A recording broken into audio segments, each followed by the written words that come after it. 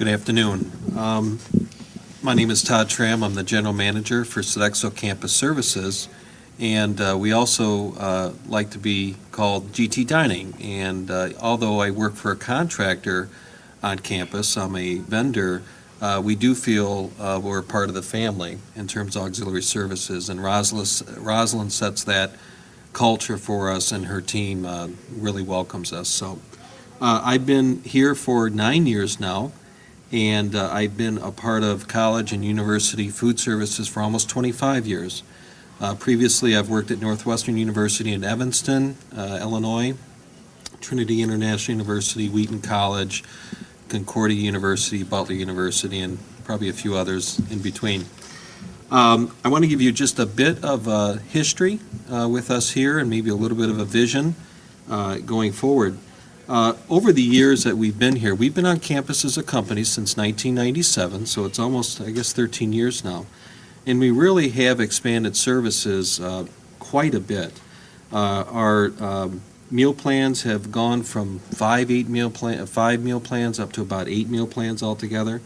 And our locations, we had about 7 locations here, physical locations, and we're pushing 16 plus locations on campus. So we really had quite an expansion of products and services over the years.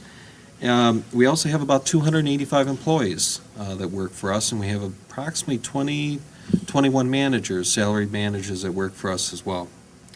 And as Rosalind said earlier, our business is really made up of really kind of 4 components. We have the resident dining portion, and we have our retail, which is the food court in the commons area. We have catering, and then we also have summer conference business, which is another component. We believe we have a culture of excellence and continuous improvement, and I think that's something that you will have noticed over the years if you've been here. Our facilities have had major, significant infrastructure work over the years. It's unfortunate, but there's probably many things that you don't see that go on, all the plumbing and circuit upgrades and steam line replacements. So there's a number of things that you don't see, but I'm grateful that we've done these things, because if we don't have a good foundation to work on, nothing's going to get done. So that really has been a key component over the years, along with many renovations that you do see, such as the food court and the commons, Woodruff. So there are some things that you can see. In terms of surveys, we have continued to improve every year. Thank you. We appreciate that you're noticing these things. And so we've continued to have improvements year over year in terms of meeting customer satisfaction. We've also been fortunate to win a number of national awards. The National Association of College and University Food Services, we've won about 6 or 7 national awards, ranging from whether it be chef competitions or menu awards and those types of things. In terms of vision and going forward, we want to serve great food and have great service. I mean, that's always going to be at the top of the list. But going forward in kind of expanding that, we are going to have a number of changes in the fall. It's a little too premature to talk about those things, but we do anticipate a number of changes around campus. Another point, we do recognize the fact that we have to expand our ethnic offerings, our vegetarian offerings, vegan offerings, and healthy choices. This is where the marketplace is, and we need to meet where the marketplace is. And so we understand that, and that certainly is going to be a component. Sustainability is very, very big.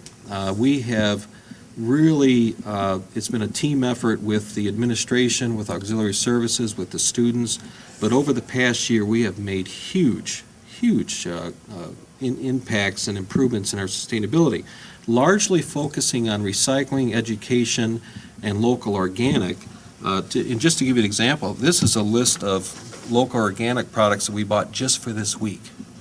And it really is quite significant. We met with the Green Food Service Alliance this morning to talk about some composting opportunities. So every week it seems like things are moving very, very fast in the area of sustainability. We'll continue to expand services, which will include technology. That's going to be a component. And obviously, we're always going to look for ways to add value and convenience to the customers. That's going to be a part of anything that we do. And lastly, community. We think it's important to make sure that we offer an avenue for students to serve. And so that's going to be something moving forward as well. I look forward to the opportunity to answer your questions and speak with you. And our final panelist is Lance Lunsway, Director of GT Parking. Good afternoon. My name's Lance Lunsway. I'm the Director of Parking and Transportation Services. I'm a little bit like a second semester freshman. I'm a second semester staff member. Just as of today, I've been here 7 months. The two components of our department is parking and then transportation. Both are pretty self-explanatory. I think the big thing that I've been analyzing since I've been at Georgia Tech is just the culture, the environment.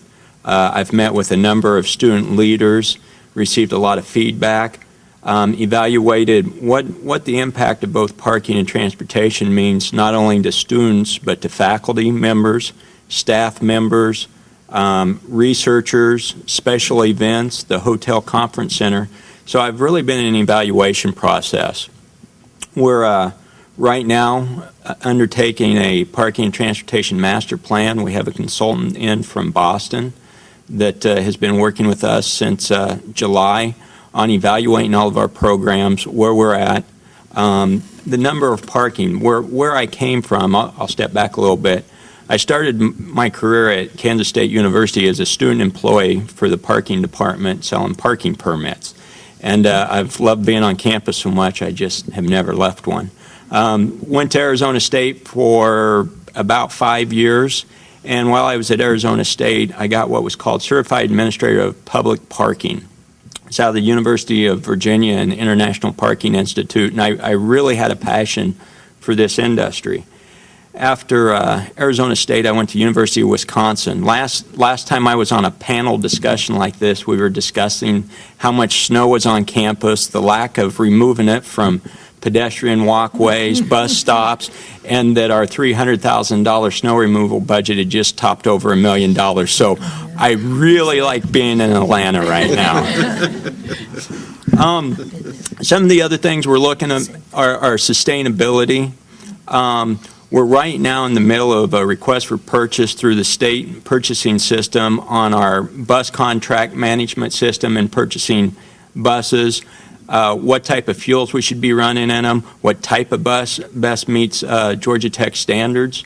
As I continue to evaluate the parking, it'll be what can we do. I know that there's been an initiative over the last couple years of changing out lighting to be more efficient.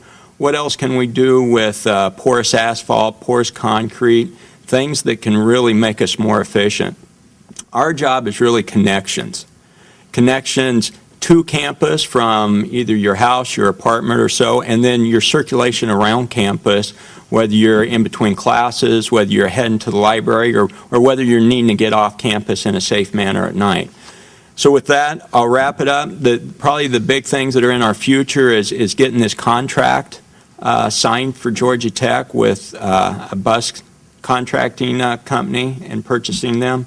And also looking at our master plan. What's the vision in the future for the balance in parking and transportation? Where I came from at University of Wisconsin, there was no student parking. There was 13,000 parking stalls, and it was for a community of 65,000 people.